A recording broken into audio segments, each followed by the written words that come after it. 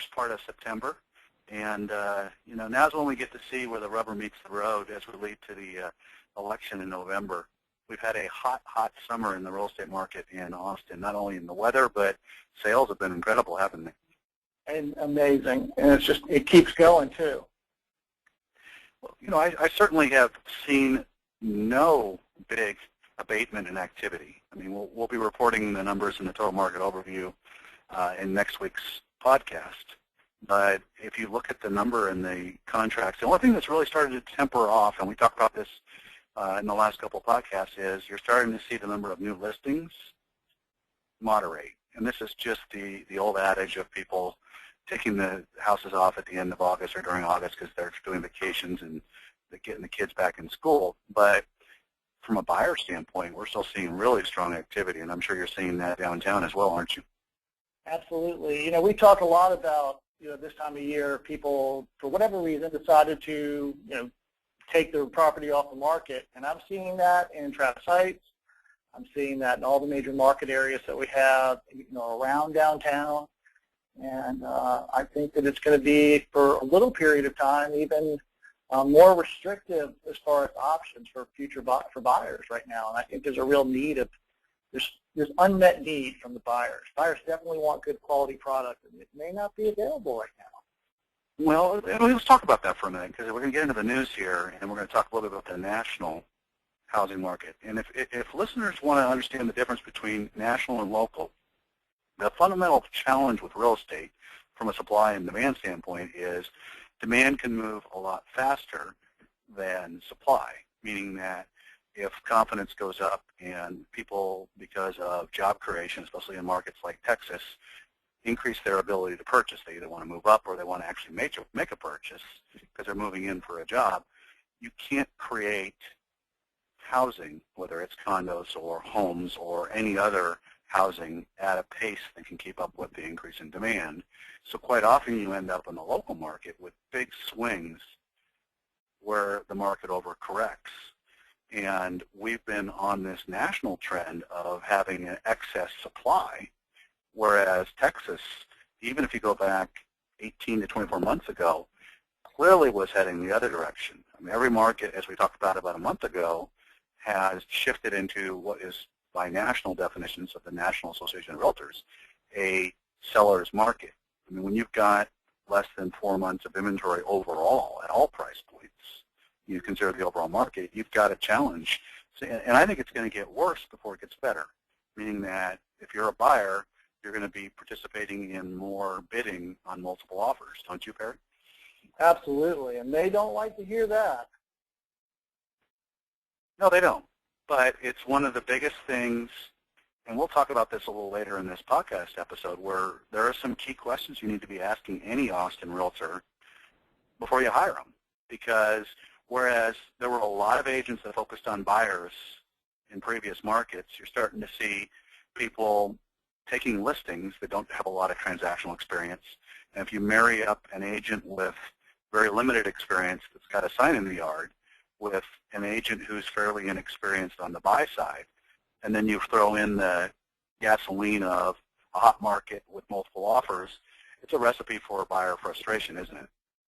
Absolutely. I've got a question I'd like to ask you about that. What happens when you run into a very experienced agent and they don't quite explain the process of multiple offers and the seriousness of the situation? I've actually run into that before as well. That could be also the opposite extreme. I mean, I used to be in a market that was dominated by firms that attracted agents that had 25, 35 years experience. It was a very traditional, old-fashioned market. And I can tell you the number of problematic challenges we had where the answer on the other end of the phone by the listing agent was, do you know who I am? Mm-hmm. And proceeded with poor understanding of current market conditions. So you're absolutely correct. You can see that on either extreme. And when we get through those questions on how to hire an agent, I think that some of the questions around current market conditions and tell me how you've handled this will be probably something. Let's talk about that again, because I think it's important for people to understand just because somebody's got an alphabet soup of designations behind their name and they've been around forever doesn't mean that they're the best choice either. But certainly a lack of experience in the multiple offers hot market is going to be problematic for clients. Don't you agree? I absolutely do. I absolutely do. Yeah, so let's talk about the news now. Now, if you look at the Austin real estate news, we don't have a lot of local news, and we're going to deal with kind of a shortened list this week. But, you know, downtown continues to get interest. There's that small little single-story commercial building at 12th and Red River, where it's over by Brackenridge. They're talking about building a pretty big building there, aren't they? Yeah, they are. You know, I'm curious to see what it is, because our bond package that we're going to be voting on here coming soon includes the cost of a new medical school. And of course, everybody's talking about where that might be. Is that going to be there with this? It could be. It's right next to the Brackenridge and to UT. But there's also the Lions Municipal Golf Course is also an area where they targeted a medical school facility. You know, I'm very curious to see what happens with this. You have all those state-owned lots right around UT in the Waller Creek area where they're putting in that huge investment now for that Riverwalk space. That land is going to be valuable, and I think you're going to see more and more commercial, residential, parks. You know, Austin's huge on having parks here. All that's going to be coming very soon. Well, that's going to change the complexion of that whole area. If you think about it, and you know, you think about the success of the Riverwalk area and that commercialization and the basic water feature that they added in. If something similar is completed like they expect in this area, it's going to change that whole corridor, isn't it? Mm-hmm. You know, right now, they've got some really interesting little places right there. This particular building is right next to the El Arroyo, and that El Arroyo was famous for this one little space in the room where it was, I can't remember the name of the restaurant that it was there, but this one little space sticks out from the building overlooking the Waller Creek. That's what they call that, the engagement room, because a lot of people get engaged in that room. It's been reserved for years for that. It's got a rich history, doesn't it? Yeah, it does. All the areas does. We'll see what happens next.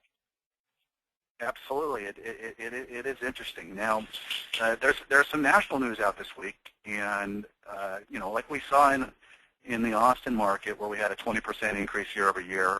Nationally, you're never going to see 20% increase on a year-over-year basis. But what's interesting is if you look at pending home sales, which is a leading indicator of what actual sales will be, it's up 2.4% from June. So June to July, it's up. And it's up 12.4% from July a year ago.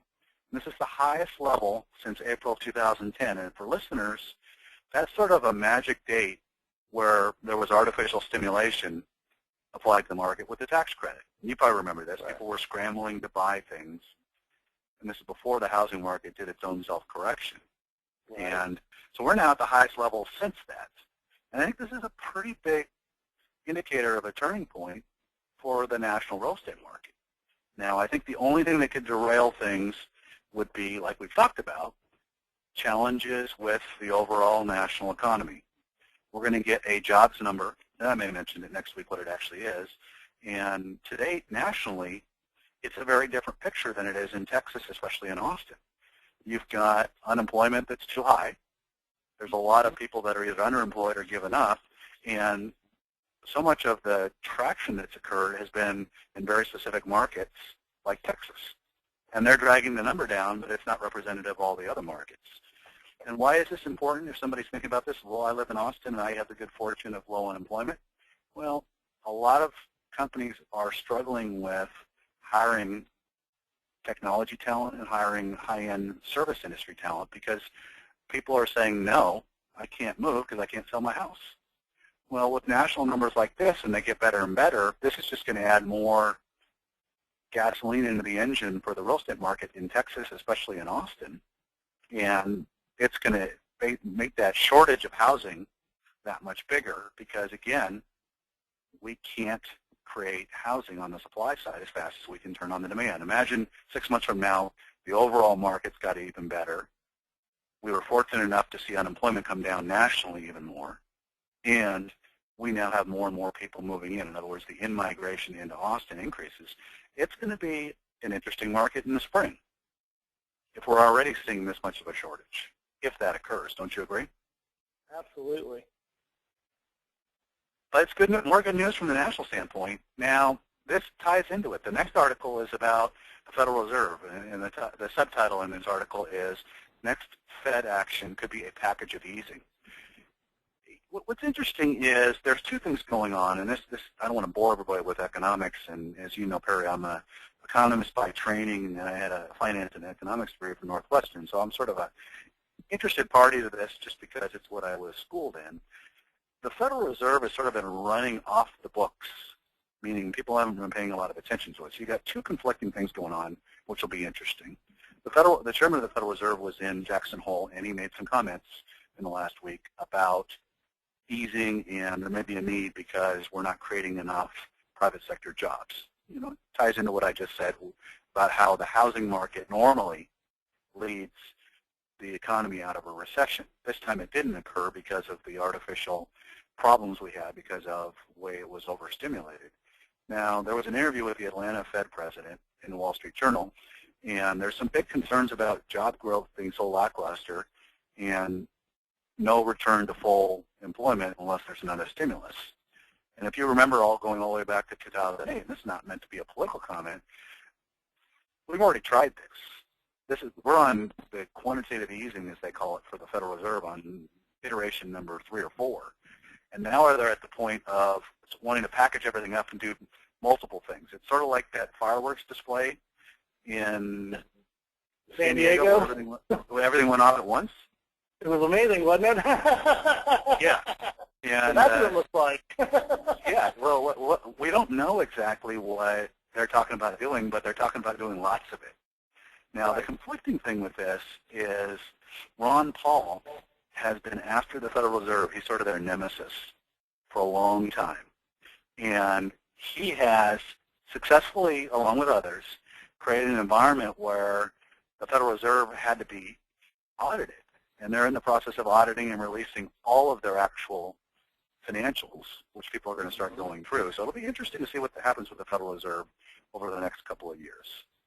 And does it get done as a stimulus, a package of easing, before they go through the ringer on their audits? Those are the two conflicting things. Because, frankly, if you think about how low interest rates are, I don't think they can go much lower. We keep saying that, but I don't think they can go much lower. And I think actually... Unless they start paying you to take loans. That's true. That's true. Well, that was the tax credit, right? And, exactly.